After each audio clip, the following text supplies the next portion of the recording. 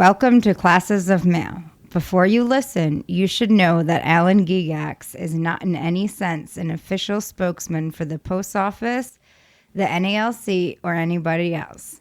His opinions are inherently his own and should probably be disregarded. Same for his guests. Any information you hear on this podcast could be wrong and should not be relied upon for any reason. Enjoy the show.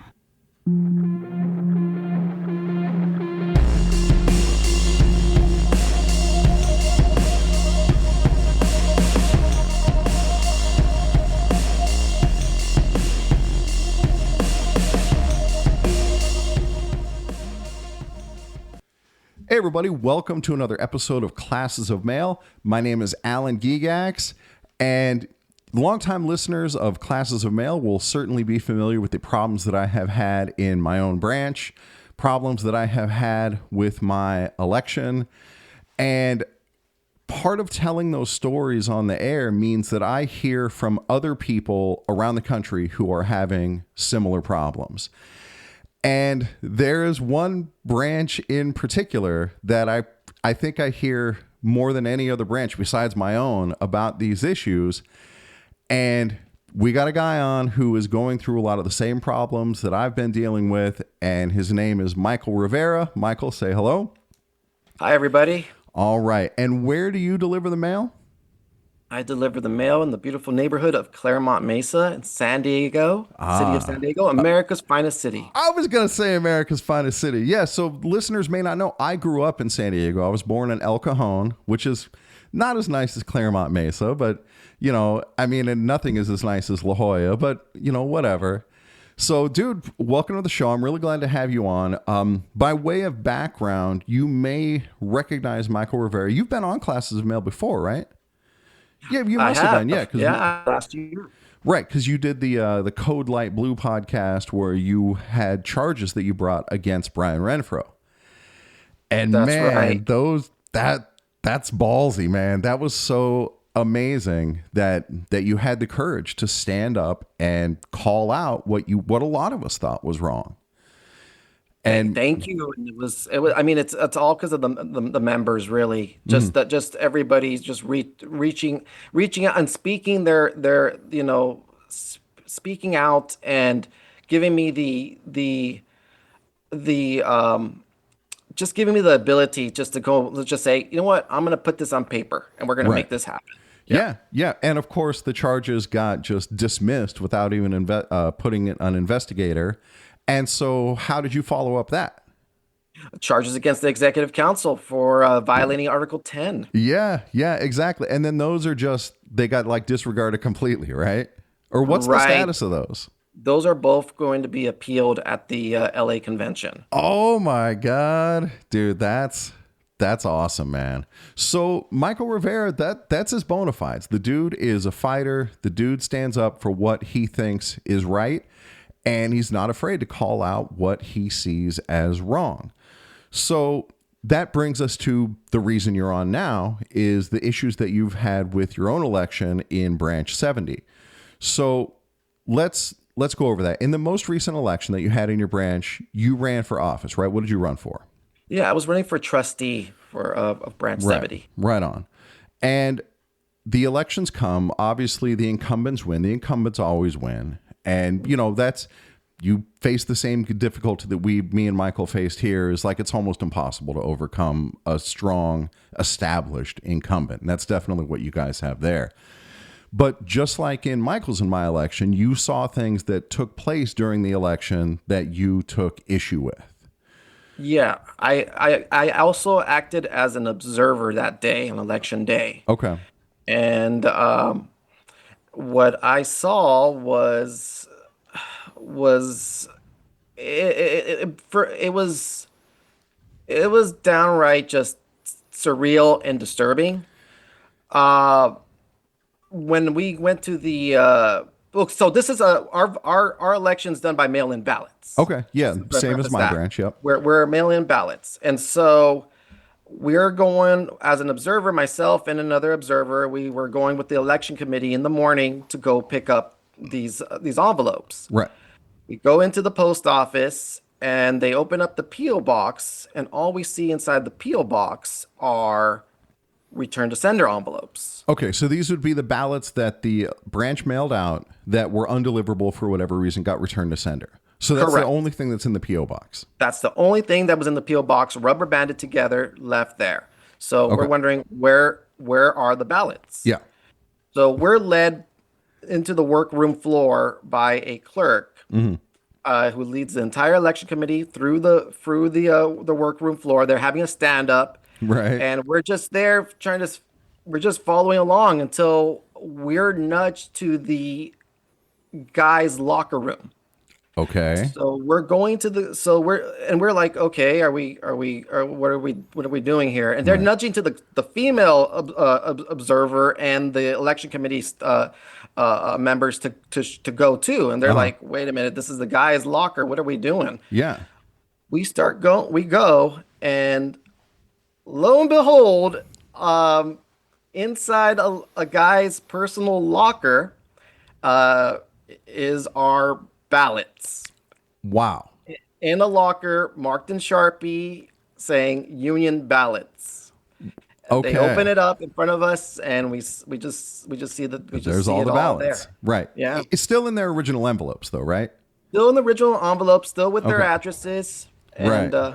Yeah. Yeah. So that is definitely unusual. So, I'm a rules guy. I've gone over the election rules on my podcast many times. And I want to point out a couple of things here from the rules governing branch election procedures. 10.1 says that all ballots must be safeguarded by the committee at all times. This would be your branch's election committee. And correct. now at this point, we don't know, but we can assume that the ballots had not been handled by the election committee before that time, that they, in subsequent investigations, at least this is the claim, that they were only handled by the clerks at where the P.O. box is. But you got something? Go ahead. No. Oh, okay. All right. That's and stated in the appeals. That's what I assume by either Right. direction or discretion. The clerks, for whatever reason, put this stuff in the locker room.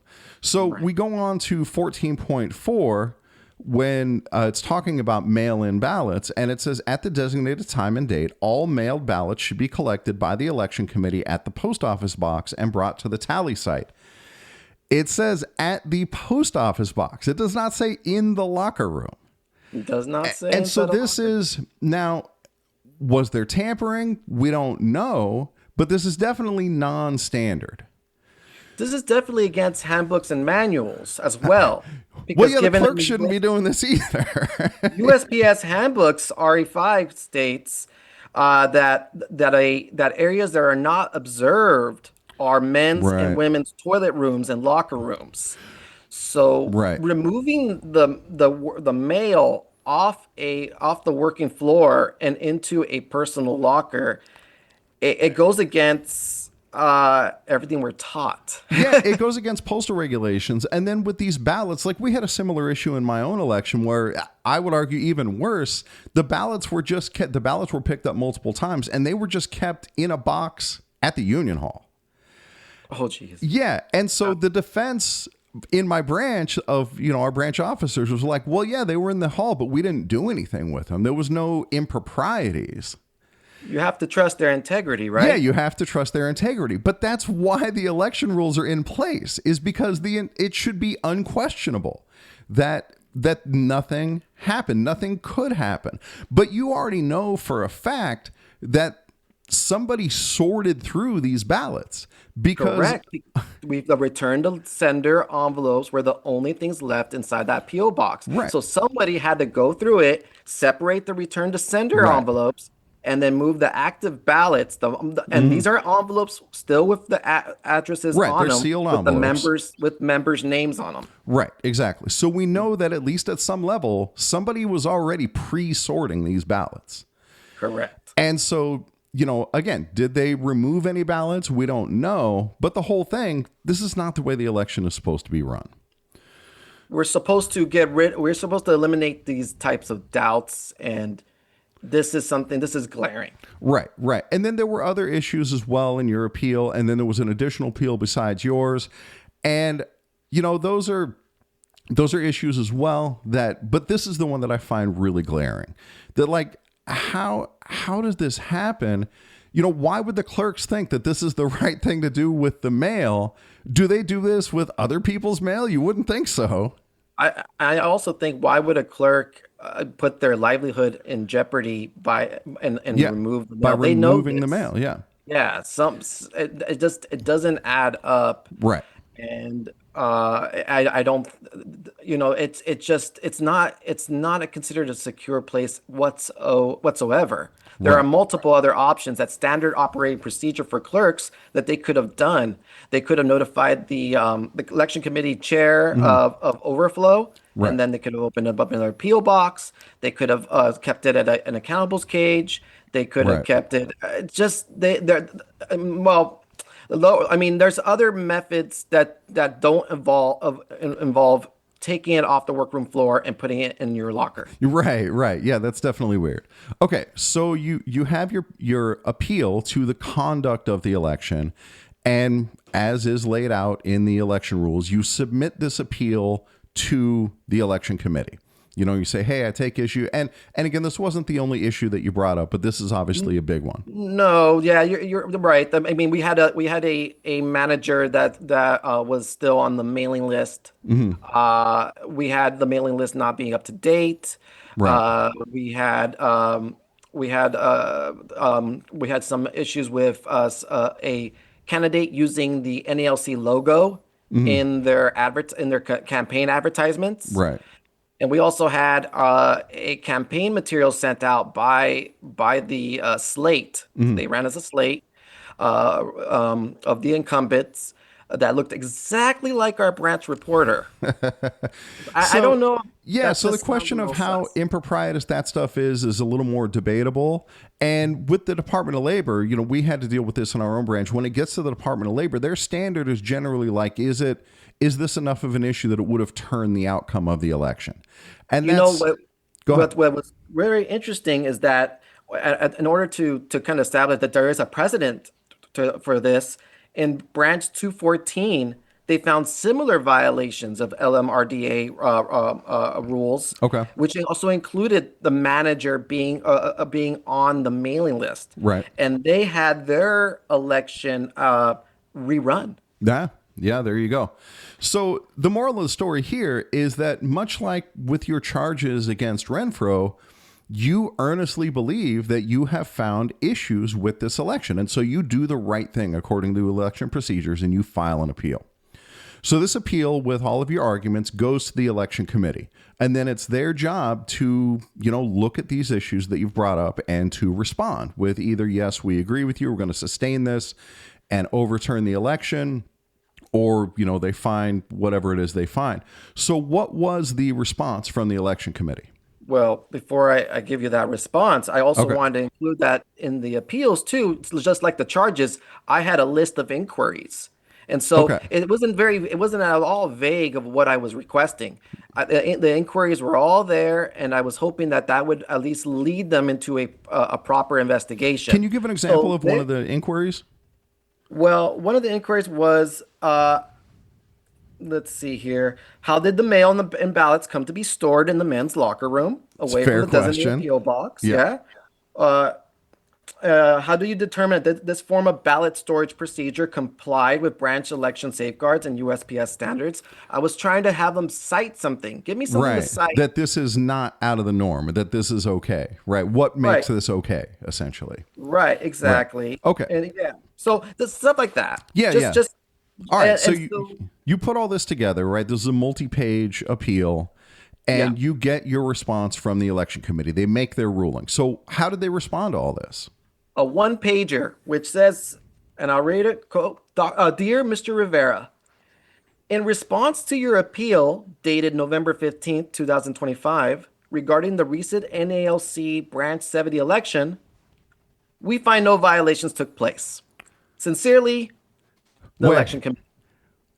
That's it? That's the it. whole reply?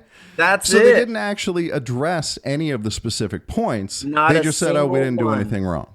Not a single one. Okay, so as a person who has filed a few appeals myself, this is incredibly frustrating because you're like, well, I made this point. Did this point stand? Because with a reply like that, where they just say, we find no evidence of wrongdoing, you make some accusations that this happened. Like, I would want to know, like, are they saying that this never happened? Or are they saying, oh, it did happen, we just don't think it was wrong?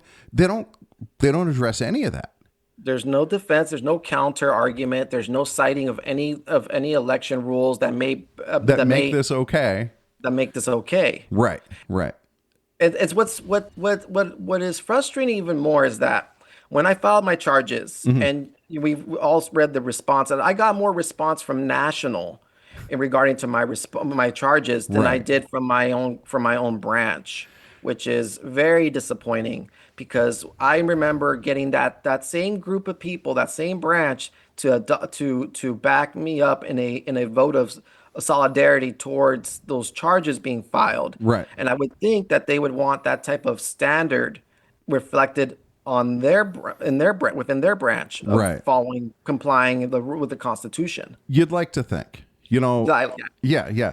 And so, again, yours was not the only appeal to the election. There was another person who wrote their own appeal, and they had their own arguments, and some of them were different from your arguments. And so what about that person? They filed an appeal to this same election. What was the response to their appeal? It was one pager. In response to your appeal dated November 15th, 2025, regarding the recent NALC Branch 70 election, we find no violations took place. It's the exact same thing, right? It's just a brush off. And again, they don't address any of the actual points. They don't say, like, this happened, but it was okay. They don't say that this was wrong, but it doesn't rise to the level. It's just, we don't find anything wrong. If the election committee, if the election committee has anything to say, the response is where I believe is where you say it. For the Article 21 process makes it clear that this is your opportunity to make that counter and to put and to satisfy the appellant. And so this is far from satisfying. So I had to kick it up. You don't say. Yeah. Right. Okay. So now, obviously, you're unsatisfied with the response of the election committee. And so the next stop is to appeal to the executive board. And mind you, these are all the people who just got reelected. Correct. And so did they sustain your objection? Should I read that letter too? Is it also short? Well, the part that I actually want to get... Oh, go ahead. Oh, it's a one pager, but I mean, it's a little... The part that I want to get to, because, I have seen this already. And the thing that I'm most interested in is this handling of the ballots.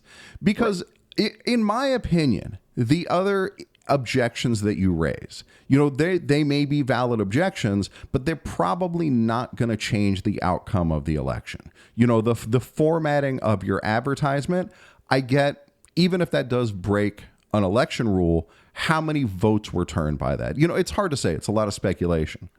No, I understand, Alan. The big one is the first one. That's why we start with that one, and that already is the biggest doubter, doubt.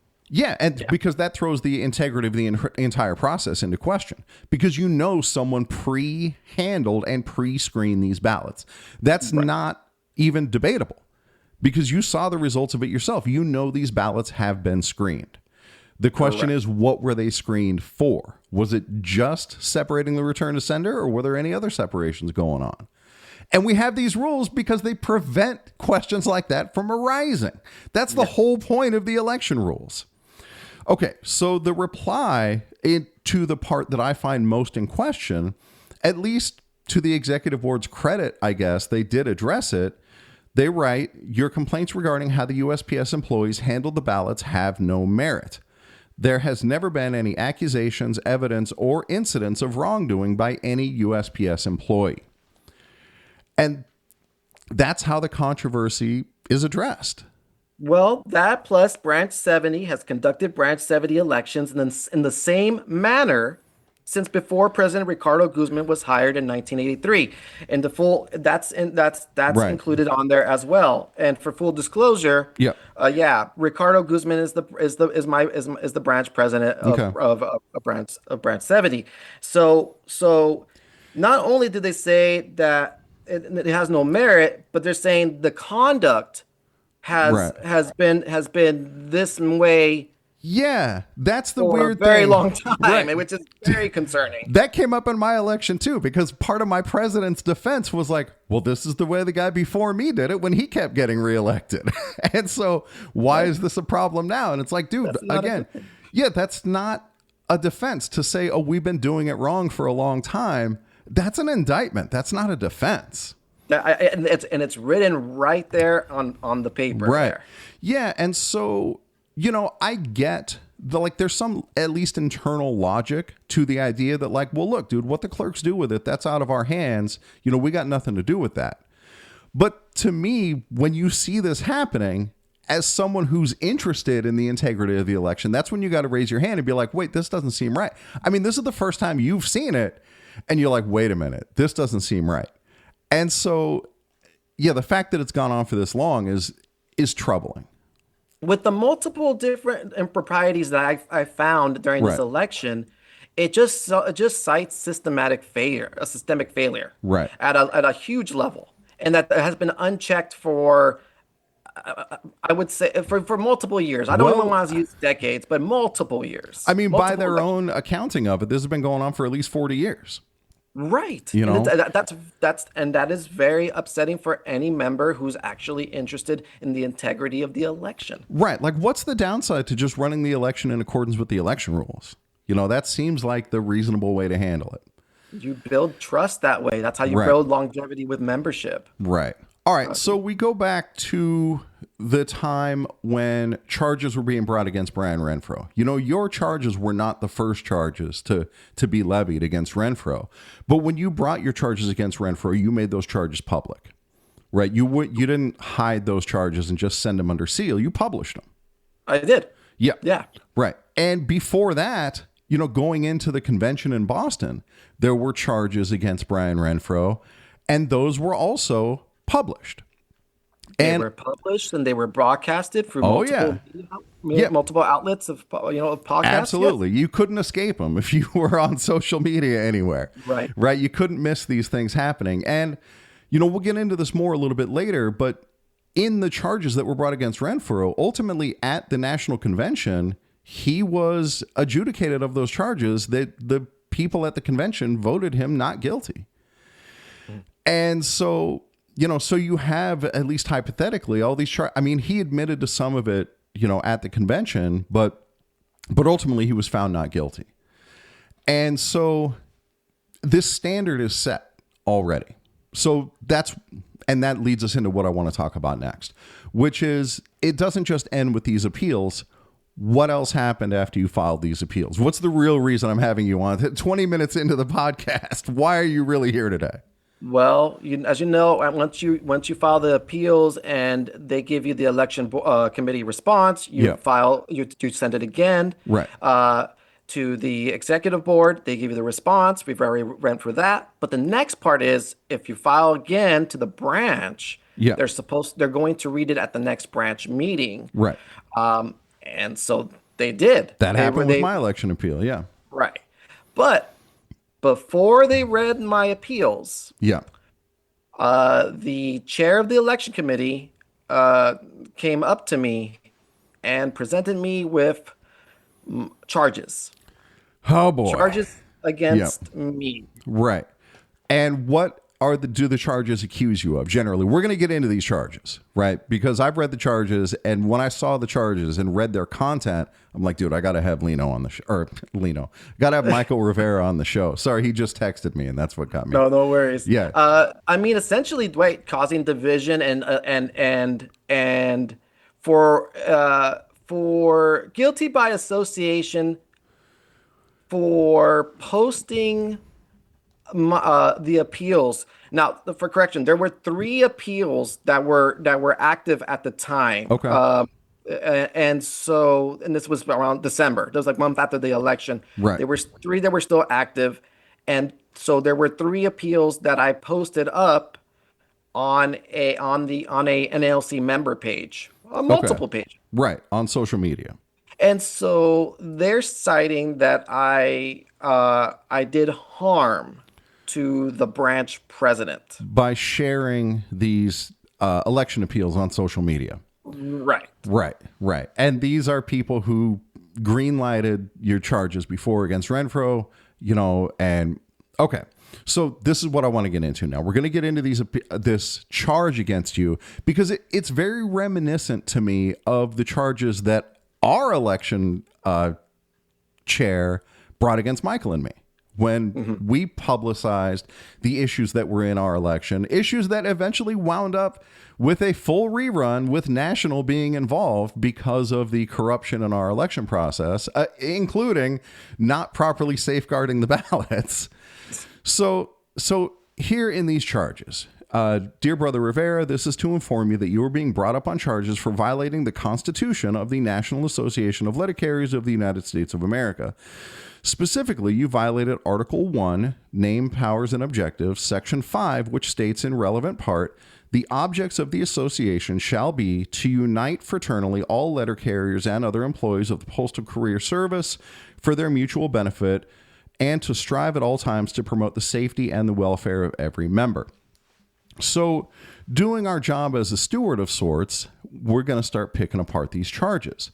And right away, there's two things that I notice about this. First of all, in this section of the Constitution, this is describing what the union itself will do, like at the national level. This is what the management, essentially, of the union is responsible for. This is not a burden, from my perspective of reading this. This is not a burden on the individual member themselves. This is the duty of the body as a whole, of the people running the union, essentially. And another thing that I notice in here is that there is a ... that, oh, shit, that's not in this one.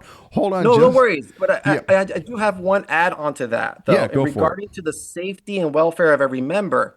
Right. As an observer, I'm there to make sure that the election process is being run right correctly for the welfare of the membership. Yeah, that's exactly right. And so I contest that when my actions were for the benefit of the membership. Yeah, if you just look the other way at what you see as a violation of NALC policy, that's the doing wrong. As James Henry likes to say, if you see something wrong and you keep quiet, you're as wrong as the wrongest self. You hear Exactly. James Henry say that every time he's on a podcast.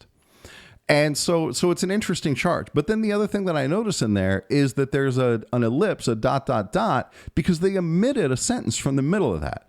The actual text reads, the objects of the association shall be, right, the objects of the association, not Michael's object, but to unite all letter carriers and other employees of the Postal Service for their mutual benefit. And then this is the part they leave out: to obtain and secure our rights as employees of the United States Postal Service. Oh, wow. And then it goes on with the rest. And so they omit the part about our rights. And you know as well as I do that if you go on to the NALC's website, they have a section about members' rights. Member rights. And one of those rights says that, this is quoting directly from NALC policy specifically protects union members' freedom of speech and assembly. So Correct.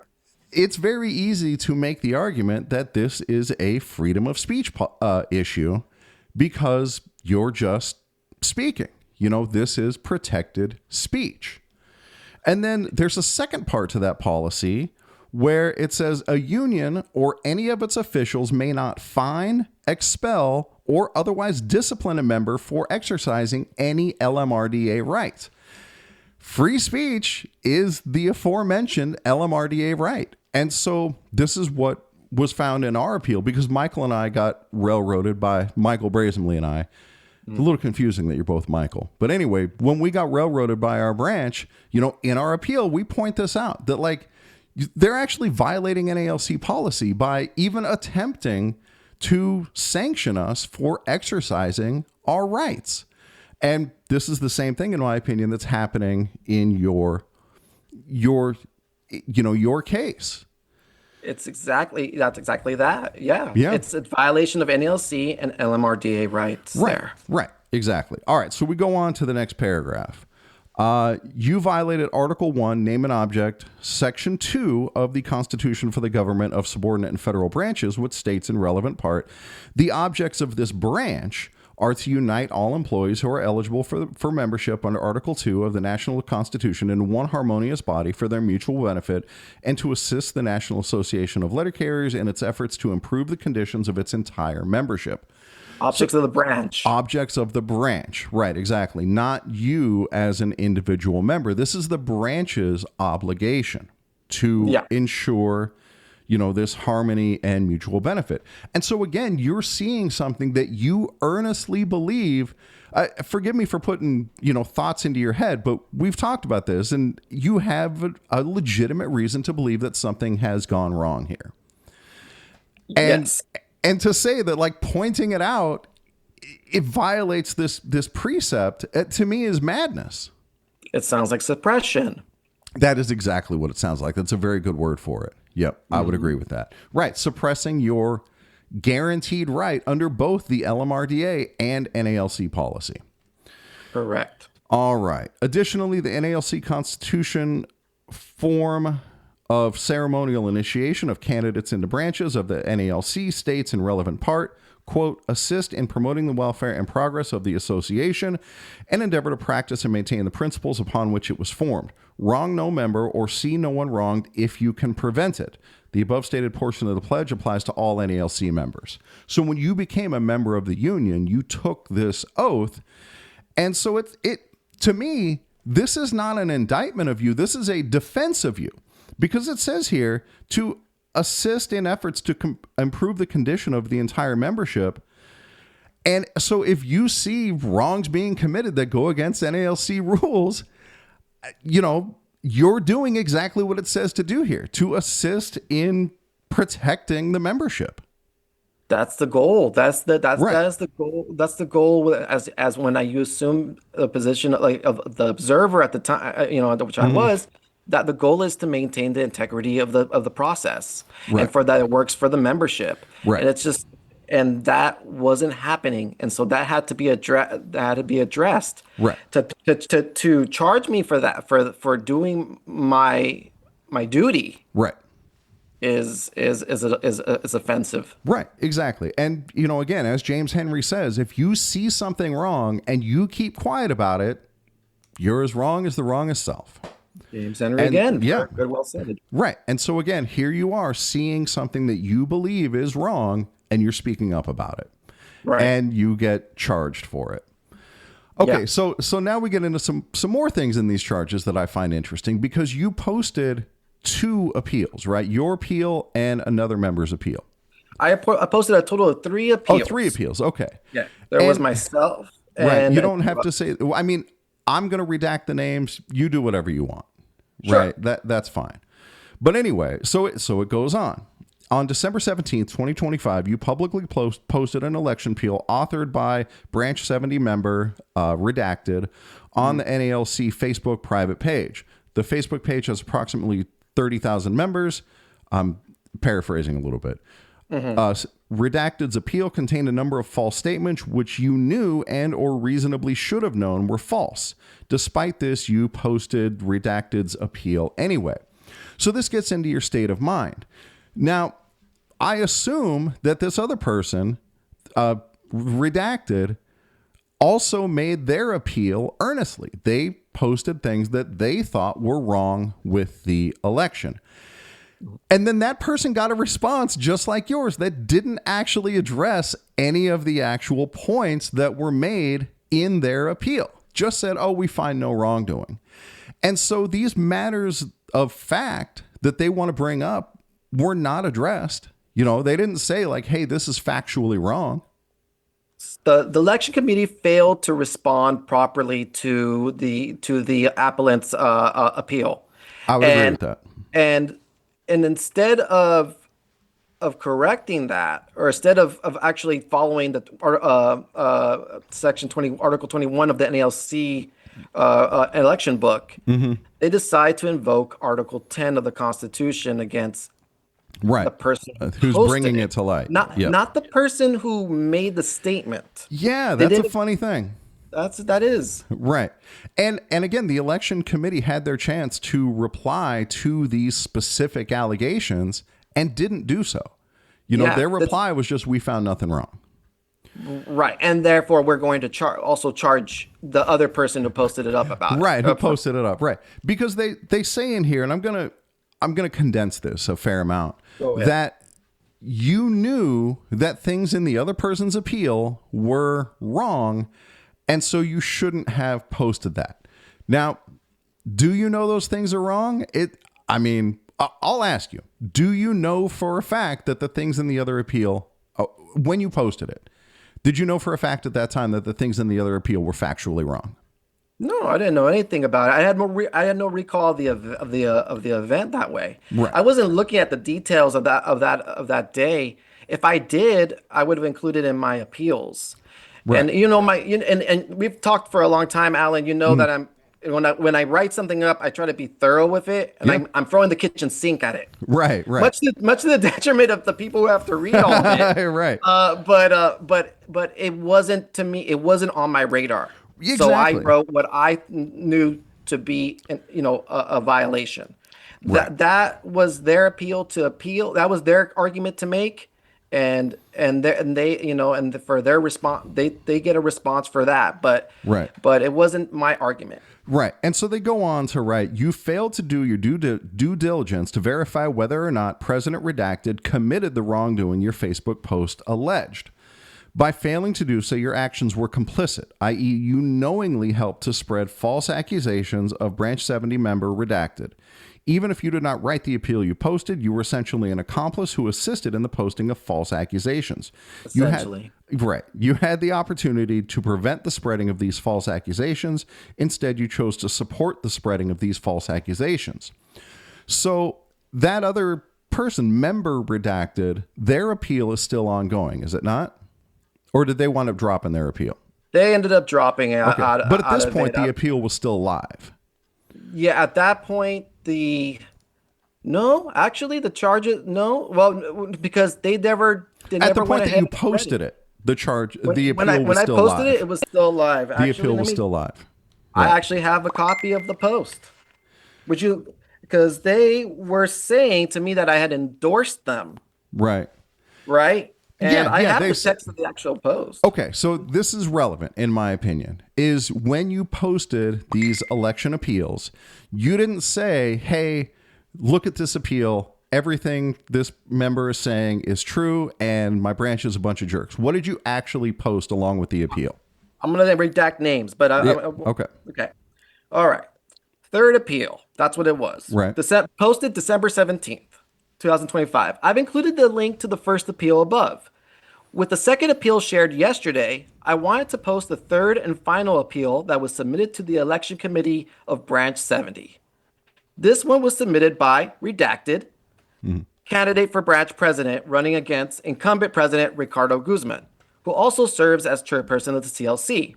I hope this helps stress the seriousness of the situation here in Branch 70, and despite the protests of certain branch officers, should be addressed accordingly, that all inquiries be answered, that an independent investigation take place, and a rerun of the election be supervised by NALC National, or if need be, the Department of Labor.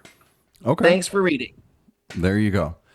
Okay, so what they're essentially saying here is that you should have known that the very claims they don't specifically address, you should have known that those things were wrong. And then I guess you should have gone through and edited the content of the appeal.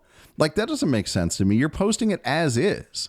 I'm posting information and information as it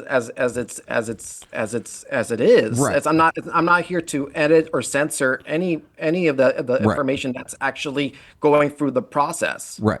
It's Okay. just me sharing those documents. Yeah. So let me ask you a question about your branch's bylaws. Because in going through the rest of this appeal, I don't see anywhere in here where your bylaws are cited about the like a secrecy requirement for appeals.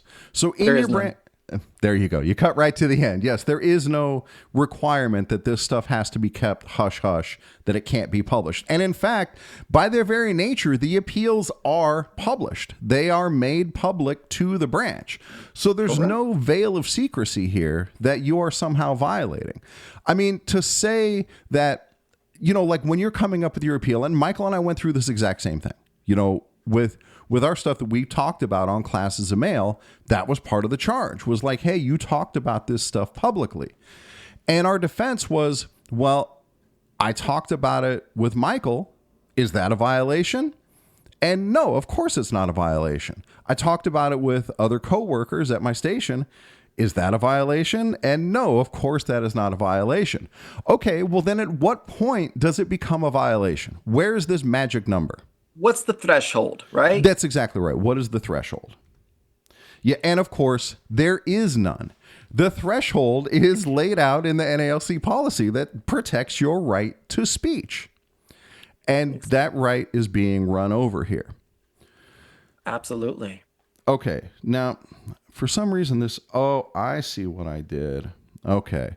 So for some reason, I'm sorry. There's other stuff toward the end of the appeal that I think actually they make some reasonable arguments here. And I want to talk about those too, because I want to give this a fair shake. And I don't know why this won't blow up. So, all right, here we go. So, Brother Rivera, despite having firsthand knowledge of the false claims being made in the appeal, which, again, we already take issue with that, you chose to publicly disseminate Member Redacted's appeal on social media, thereby repeating false information as fact, giving credibility to a knowingly false allegation, misleading a large audience of union members in regards to the Branch 70 nomination and election process.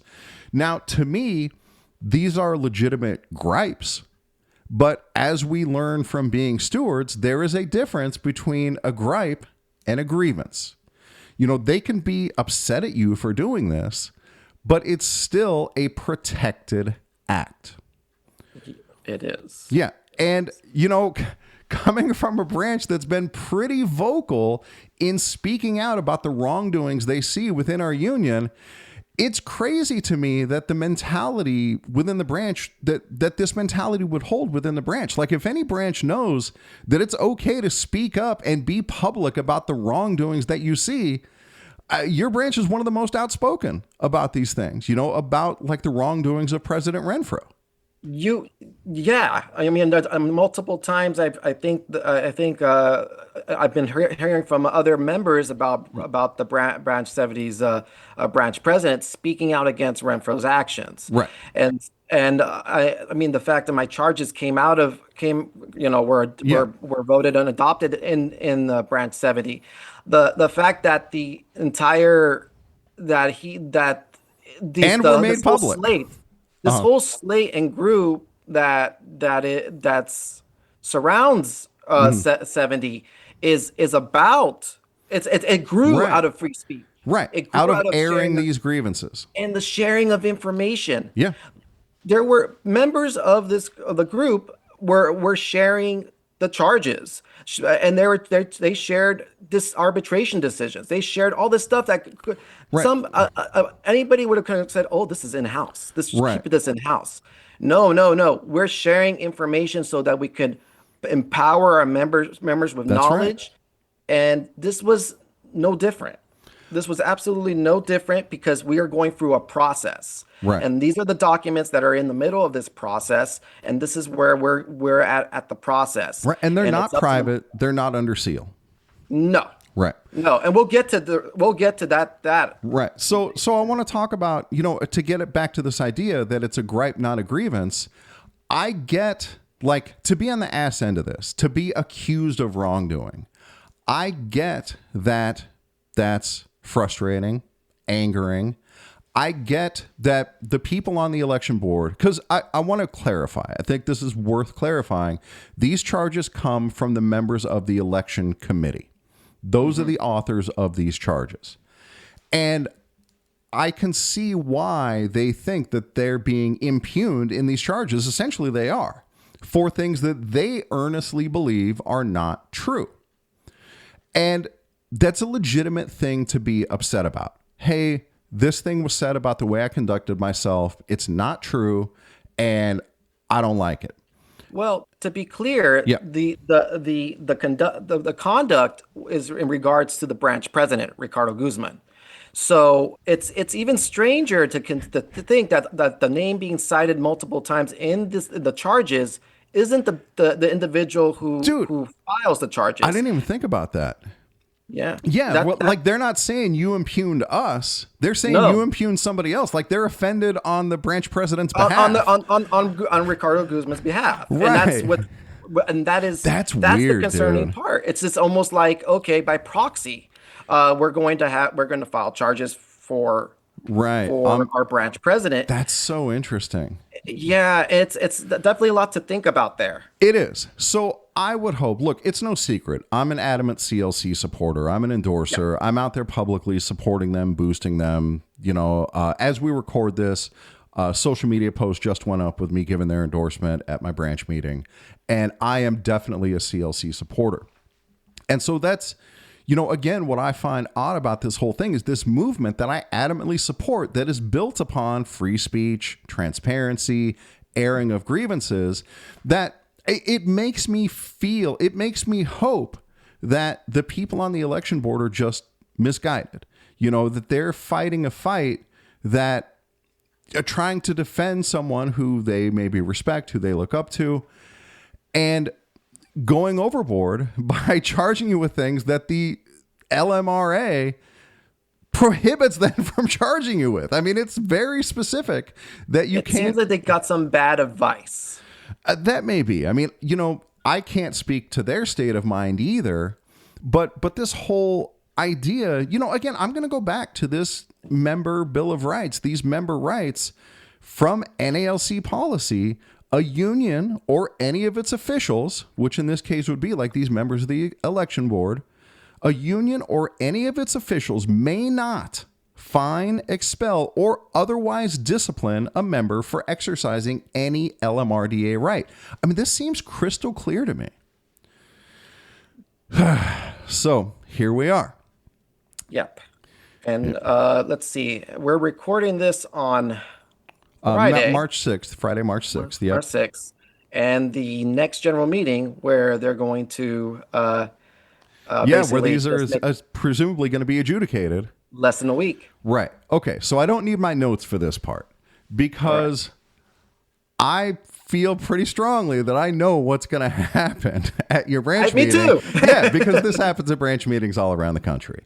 And that is, you know, you have this infrastructure of people who are established within the branch, and they are going to show up and show out. And in my experience, you know, this is not true of every branch, but in my own experience, you could get up there, make the same arguments that you and I are making today. You can show in black and white that not only what I did is not prohibited, it's specifically allowed and protected. And if you discipline me for this, you're violating NALC policy and LMRDA. You get up there and say all of that. You could have Johnny Cochran standing next to you, the ghost of Johnny Cochran, to make all the most incredible arguments there are. And if I'm betting, man, that branch is still going to find you guilty. Oh yeah. Oh yeah. It's the room, and that's the room in which the branch works in. Right. But I understand. I know the process has to go through, and it's not going to end at branch. You're right. It'll go to the Committee on Appeals. Correct. And I already sent my intent to appeal to national. Okay.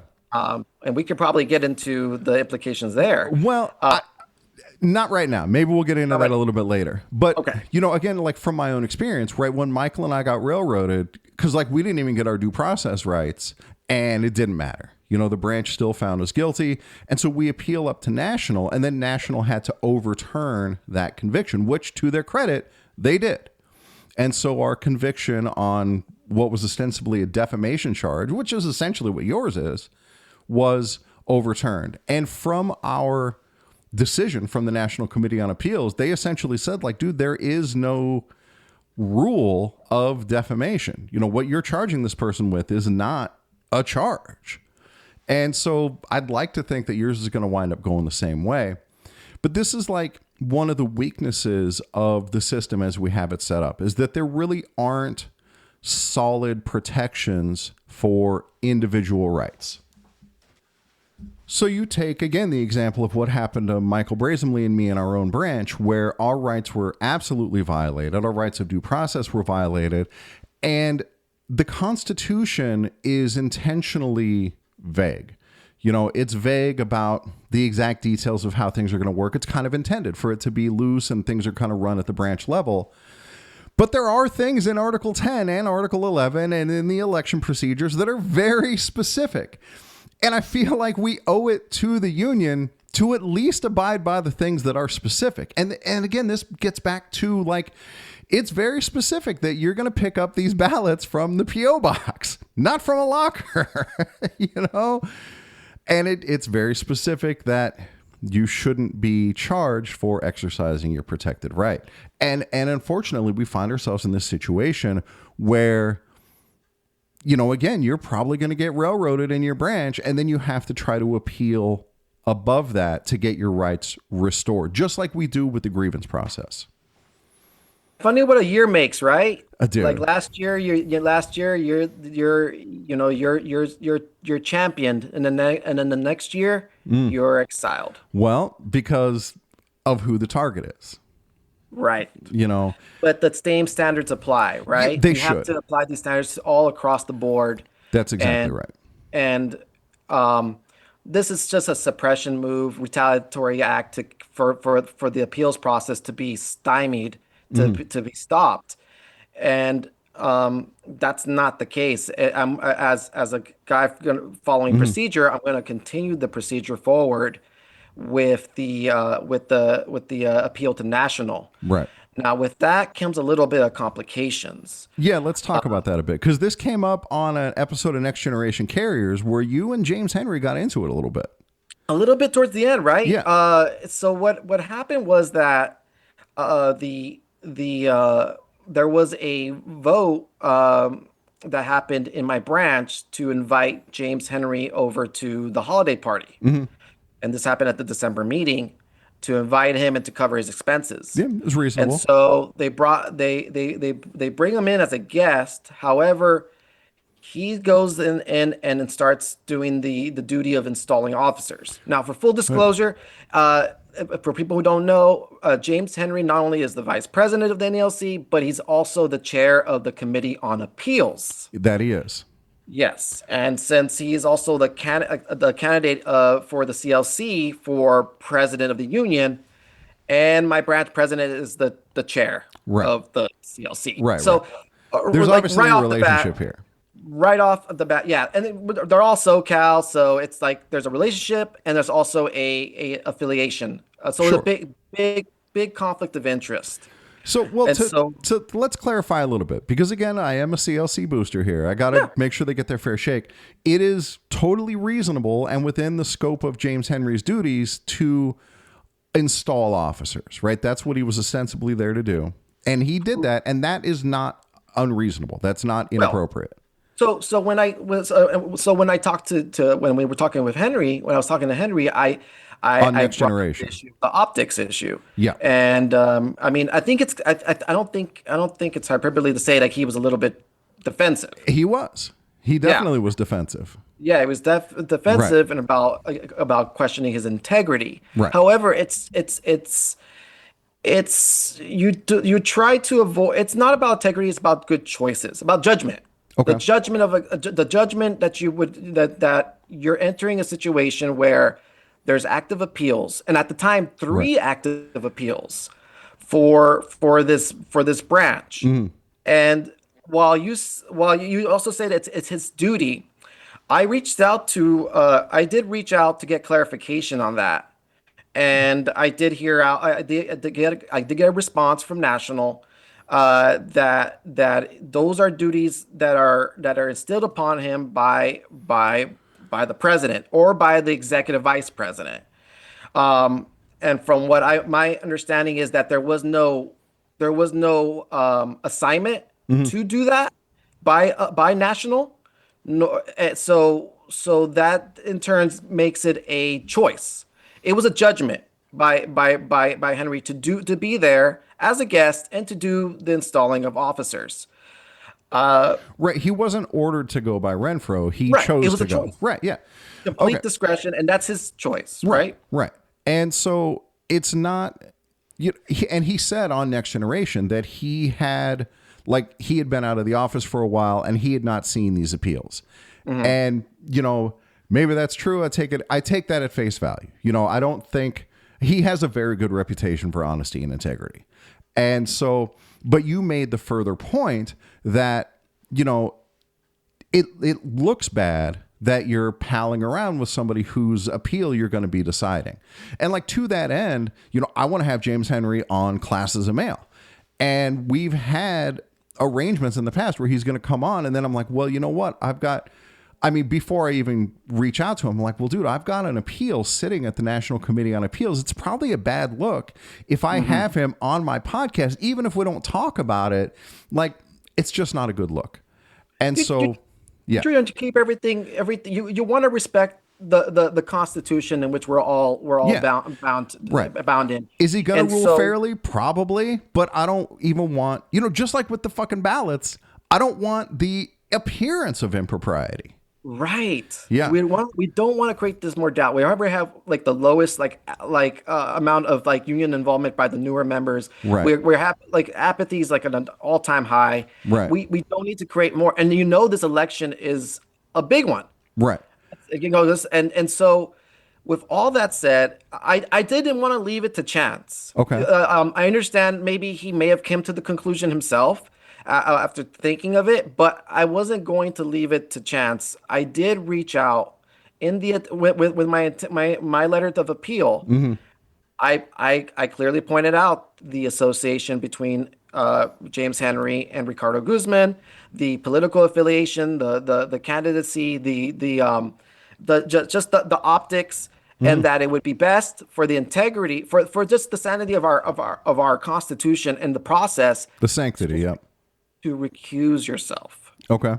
And so I hadn't heard back anything from the Committee on Appeals regarding that. But I reached out to President Renfro, and he notified me that it was his understanding that VP James Henry is going to recuse himself Dude, from that particular Look appeal. at that. Right? That's a that's a win. good move. That's great. Yeah. So we don't have that's that a good- issue anymore. That's a good exercise of judgment right there. Yeah. That's a good decision by him. It takes off that albatross, and Right. it just allows him to focus on what's more important. There's other members. No, wait, that can- wait. This means that you got another duty taken away from James Henry. You bastard. This is once. I Right. mean, it's not. Yeah. They can point it. I can already hear the other podcast. Dude, I want to go back for a second because there was one more important part of your defense to these charges that I forgot to mention, and that is you reached out to Brian Renfro about sharing the appeal, right? Yeah. Sharing your election appeal. Do you have that handy? I do. All right. And I know he doesn't really recap what you ask. He just kind of gives his answer. So roughly recap what you asked him, and then we'll read the answer.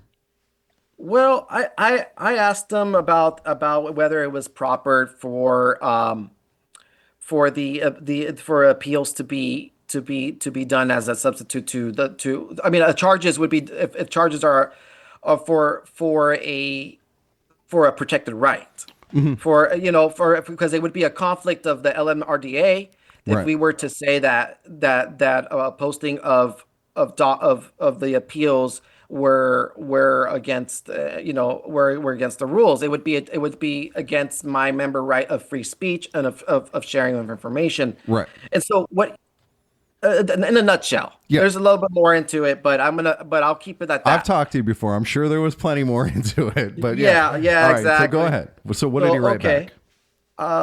So in reply, he replied, and I'll quote it.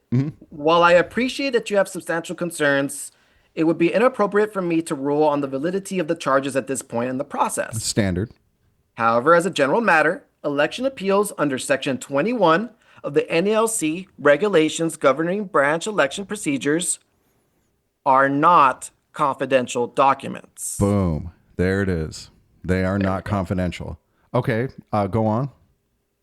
Please note that I am providing a copy of this letter to Branch 70 Election Committee. Yeah, So the committee should know about this. The very people who are charging you for sharing this non-confidential document, right? They have been informed of this as well. That's right. Yeah, That's right. Yeah, isn't that That's good. something? Definitely something that I'm going to bring up next Thursday. I mean, Right, right. But they'll be aware. Right. Yeah. So, I mean, I feel for you, dude. If anybody knows what you're going through, it's me. I'm walking into a firing squad. Yeah. Yeah. Yeah, that's it. I mean, I can't tell you how many branch meetings where I feel ill heading to the branch that's supposed to be a safe haven for carriers.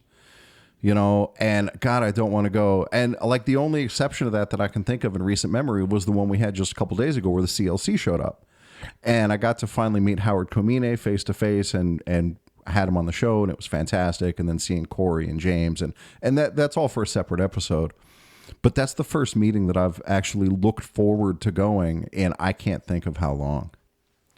And it's such an uncomfortable position to be in. It sucks. It's because like, you know, you hear the whole notion the lions are coming, and then you see the lions come and you feel good. You feel reassured. Right. Me, it's a different story. I'm going Right. into the den of lions and I'm about to get torn up. Right, exactly. Now, and which makes me go back to what they were charging me on is on the, well, I'll read it. Wrong no member or see no one wrong if you can prevent it. Right. And I feel like this was totally preventable if they would have done the right thing. Yeah, from the you're being get-go, wronged. All the process. Yeah. Yeah. Yep, exactly. And again, this is you speaking up on something that you think was done inappropriately, that you have, it's reasonable to think that this was inappropriate. You know, it's not like you're doing crazy stuff. Dude, it's so frustrating. It is indeed very frustrating. And I hope at least talking about it right now will, maybe there's other folks who need to just need to hear it. I'll tell you, Michael, I hope you take some comfort in this, that whenever we have episodes like this about this process and about the retaliation or the shutting down of our rights, that I always get replies from around the country, you know, that, hey, thank you for talking about this. I feel for you. And this is, as much as it feels not empowering, it is empowering to people from other branches to know that they're not alone, to know that other people are having the same struggle. Other people are standing up. Other people are fighting. And that gives them the courage to stand up and fight. Especially, you know, whether or not you get railroaded on Thursday, I expect your appeal to be successful at the National Committee on Appeals of any discipline that your branch decides. And that's something too. Like I've heard through the grapevine that appeals to the National Committee on Appeals are at like an all-time high. And I like to think I had a little something to do with that because members are they finally know the process. They're exercising their rights, and it's all because of educational platforms like yours here. Yeah. And I haven't thanked you enough for giving me a platform to even speak on and to speak on this, and you know, you going through your appeals process and the ups and downs, and you heard me out, and we know we talked, and it's a lot. Yeah, it's a lot. But it's glad to know that someone else is helping carrying that. I feel for you, and and look at this. You know, while I don't agree with every issue you've raised, I absolutely agree with your right to raise those objections, and that's key. It's okay to disagree, right? It's like we can agree to disagree, and we can still, at the end of the day, still have we still can have a conversation. We can still fellowship, Right. and we can still be fighting for the same union. Right. And dude, that's what the bylaws and the rules and that's what that's all supposed to do. And so it's, to me, from my perspective, like when I spoke up about the issues in my election, I'm not sowing divisiveness because I'm standing up for the rules that we've already agreed to. It's no different from when management violates the contract. Am I being divisive by filing a grievance? No, we've already agreed that this is the way we're going to do things. And so the person who violates that rule, they're the ones who are being divisive, not the person who's trying to see those rules enforced. It's like management breaking the contract. Yes, absolutely. That's Yep. what it is. It's management just it's just non-compliance. Right, exactly. Dude, what an episode. Oh yeah. Holy crap. As they say in Christmas Vacation, hallelujah, holy shit.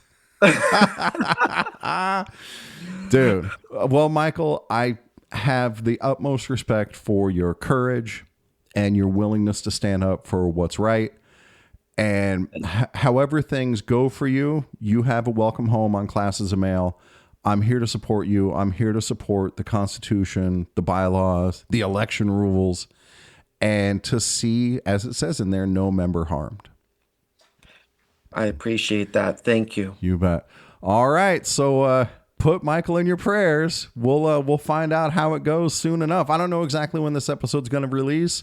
I'll probably put it out. I don't know. We'll talk about it off the air.